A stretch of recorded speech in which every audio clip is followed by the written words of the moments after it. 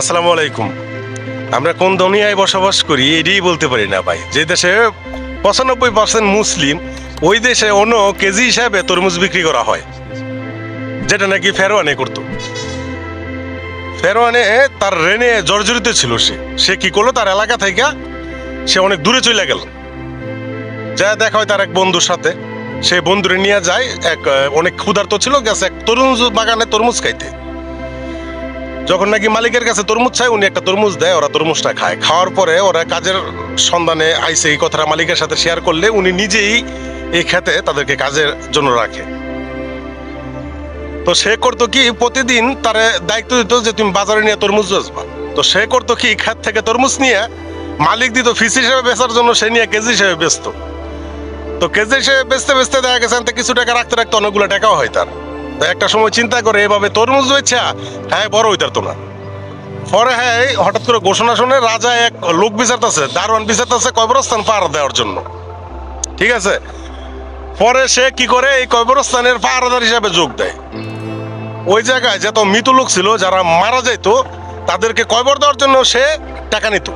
নিতে নিতে নিতে নিতে অনেক টাকা সে এখানে ইনকাম করে, অনেক টাকা সে এখানে ইনকাম করে। পরে এই টাকার বস্তাগুলো সে নিয়ে যায় রাজার কাছে, যে রাজাই তারা চাকরি দিচ্ছে। রাজার কাছে নিয়ে সে বলে, রাজা দেখেন আমি কত টাকা জমাইছি আপনার কবরস্থানে, যারা মরা মানুষ আছে হ্যাঁ কবর দেয়, কবর দেওয়ার পর আমার কিছু কিছু করে টাকা আমি ওই জায়গা থেকে রাখছি, ওই জায়গা থেকে এই টাকাটা জমছে। তো এই টাকাটা পুরা গ্রামের মানুষকে দিয়া তাদের এক মাসের যে খাজনা, মানে এক বছরের যে খাজনাটা আছে, এটা মুকুব করে দেন আপনি। মানে সবার কাছে সে বালা সাজলো। কিছুদিন পরে কি হইলো, রাজা মইরা গেল। রাজা মইরা গেছে পরে কি একটা টেকনিক খাটাইছে দেখেন। রাজা মইরা যাওয়ার পরে সে কি করছে, ওই জায়গার রাজা হয়ে গেছে সে, কারণ ওই যে এলাকার মাইনের মুকুব করে দিছে। মনে করছে সে অনেক ভালো মানুষ। আর রাজার আসনে যখন নাকি সে বসলো, অত্যাচার শুরু হইল। তো ওই ফেরোয়ানের দেখানো পথে আমরা হাঁটছি। আমাদের বাংলাদেশের কিছু হলুদ সাংবাদিক আমি দেখলাম, জাতীয় পর্যায়ের যে টেলিভিশন চ্যানেলগুলো, তারা সুদ্ধা এই তরমুজের ভিডিও কভার করছে, তারাও প্রমোট করছে। মানে আমি বুঝি না রে ভাই, যে একটা লোক কেজি হিসাবে তরমুজ বিক্রি করতেছে, তারে নিয়ে এত বাড়াবাড়ি কিসের জন্য? কিসের জন্য বাড়াবাড়ি? সে একটা ডায়লগ দিচ্ছে যে আগুন লাল লাল, ওই ওই।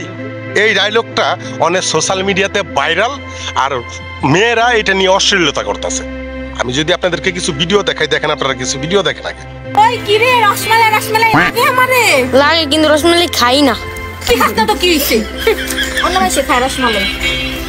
মধু মধু মধু, তরমুজটাকে রসাইলা জায়দের মতো মধু। এমন অনেক মেয়েরা এটা নিয়ে তারা একটা কি করছে, ওই টিকটকে, ইউটিউবে, ফেসবুকে রিলস তৈরি করতেছে। মানে একটা মেয়ে হাইটা যেতেছে লাল জামা পইরা, পিছে থেকে একটা ছেলে আগুন আগুন লাল লাল একটা টিটকারি, মানে একটা টিটকারি মারতেছে এই দেশে অনেক।